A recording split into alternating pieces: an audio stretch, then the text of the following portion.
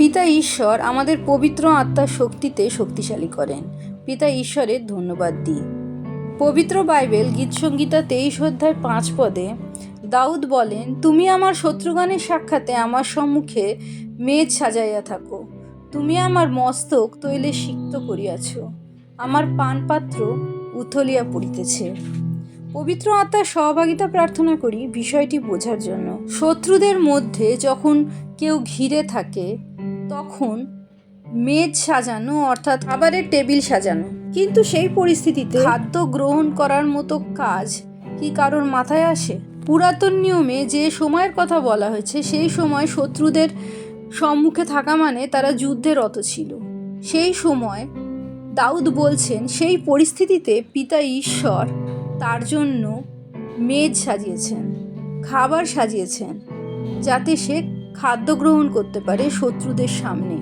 পুরাতন নিয়মের মতো আমাদের হয়তো মানুষের সাথে সম্মুখ সমরে লড়াই করতে হয় না, কিন্তু আমাদের জীবনেও নানা রকম সমস্যা, নানা রকম শত্রু আমাদের ঘিরে রাখে, যাদের সাথে যুদ্ধ করতে আমাদের হিমশিম খেতে হয় এবং তাদের সাথে যুদ্ধ করার জন্য আমাদের শক্তির প্রয়োজন হয়। খাদ্য, যা থেকে আমরা শক্তি পাই।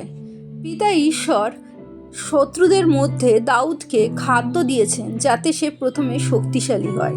আমরা যদি ভালো করে ভেবে দেখি যে আমাদের জীবনে যে সমস্যাগুলো আসে, সব থেকে প্রথমে আমাদের সেই সমস্যাগুলো দুশ্চিন্তায় ফেলে, চিন্তিত করে তোলে, আমাদের মন থেকে শান্তি নষ্ট করে দেয়। পিতা ঈশ্বর প্রভু যিশুকে বিশ্বাস করলে যে পবিত্র আত্মা দান করেন তা আমাদের অন্তরেই বাস করে। তিনি ঈশ্বর যিনি আমাদের অন্তরে থাকেন। তিনি সব সময় আমাদের সকল পরিস্থিতিতে আমাদের সাথে আছেন এবং যে কোনো প্রতিকূল পরিস্থিতি যার সাথে আমরা লড়াই করছি বা যা আমাদের চিন্তিত করছে, দুশ্চিন্তায় ফেলছে, তার সাথে লড়াই করার শক্তিও পবিত্র আত্মা দান করে। কিন্তু তার আগে তিনি আমাদের শক্তিশালী করেন।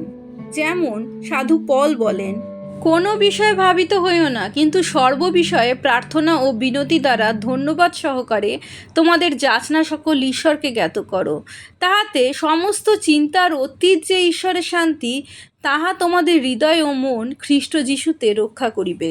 আমরা যখন চিন্তিত হই কোনো বিষয়ে যা আমাদের প্রতিকূল পরিস্থিতির মধ্যে দিয়ে নিয়ে চলেছে, সে আমাদের রোগ হতে পারে, দারিদ্রতা, মলিনতা, আমাদের পরিবারকে নিয়ে চিন্তা, আমাদের সন্তানদের নিয়ে চিন্তা, সকল কিছুই আমাদের অন্তরের শান্তি নষ্ট করে এবং শান্তি ফেরায় পিতা ঈশ্বরের উপস্থিতি।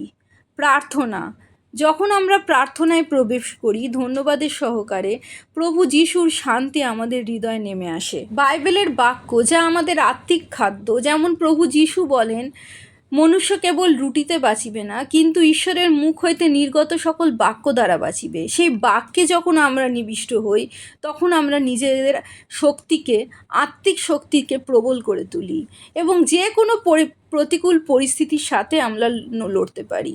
পবিত্র বাইবেলে শয়তান প্রথম এসেছিল মানুষের কাছে সাপের মতো হয়ে, সাপের রূপ নিয়ে। আমাদের জীবনের সকল সমস্যাগুলোও সাপের মতোই।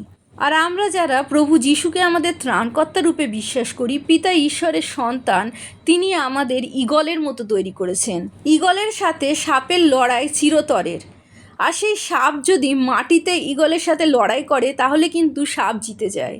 তাই জন্য সেই সাপকে ঈগল আকাশে নিয়ে চলে যায়, যেখানে সাপ অসহায় হয়ে পড়ে, দুর্বল হয়ে পড়ে। ঠিক তেমনই এই মাটিতে আমাদের পরিস্থিতি, আমাদের প্রতিকূলতা হয়তো আমাদের বিপক্ষে, কিন্তু যখনই আমরা তা প্রার্থনার জগতে নিয়ে যাই, আত্মিক জগতে নিয়ে যাই, তখন সেই পাপাত্মা, সেই পাপ, সেই প্রতিকূলতা, সেই দুর্বলতা দুর্বল হয়ে পড়ে পিতা ঈশ্বরের সামনে, প্রভু যিশুর সামনে, এবং তা অবশ্যই আমাদের জীবন ছেড়ে যেতে বাধ্য হয়। ইসরায়েল জাতিকে অবশ্যই পিতা ঈশ্বর মোশির মাধ্যমে ইজিপ্ট থেকে বার করে এনেছিলেন, কিন্তু যখন তারা কনান দেশে প্রবেশ করে যিহোশুয়ের পরিচালনায়, সেই সব যুদ্ধগুলোতে কিন্তু তাদের নিজেদেরই লড়তে হয়। ঠিক তেমনই যখন আমরা প্রভু যিশুকে বিশ্বাস করি, তিনি আমাদের জীবন সেই গর্তের মধ্যে দিয়ে, প্রতিকূল পরিস্থিতির মধ্যে দিয়ে অবশ্যই তুলে আনেন। কিন্তু আমরা যখন প্রভু যিশুতে চলি, বিশ্বাসে থাকি, পবিত্র আত্মার শক্তিতে চলি, তখন যে বাকি যুদ্ধ আমাদের জীবনে আসে, যেই যুদ্ধগুলোর মাধ্যমে আমরা পিতা ঈশ্বরের পরিকল্পনা পূরণ করতে পারি, সেই যুদ্ধগুলো কিন্তু আমাদের নিজেদেরই লড়তে হয়। এবং সেই যুদ্ধগুলো লড়ার শক্তি কিন্তু পিতা ঈশ্বরই দান করেন। যখন আমরা শত্রুদের মধ্যে থাকি, তিনি আমাদের শক্তিশালী করেন তার বাক্য দ্বারা। তার উপস্থিতিতে যখন আমরা থাকি, তখন আমাদের হৃদয়ে প্রভু যিশুর শান্তি নেমে আসে এবং আমরা সেই পবিত্র আত্মার শক্তিতে শক্তিশালী হয়ে উঠি এবং যে কোনো যুদ্ধে প্রভু যিশুর নামে জয়যুক্ত হতে পারি। প্রভু যিশুর জয় হোক।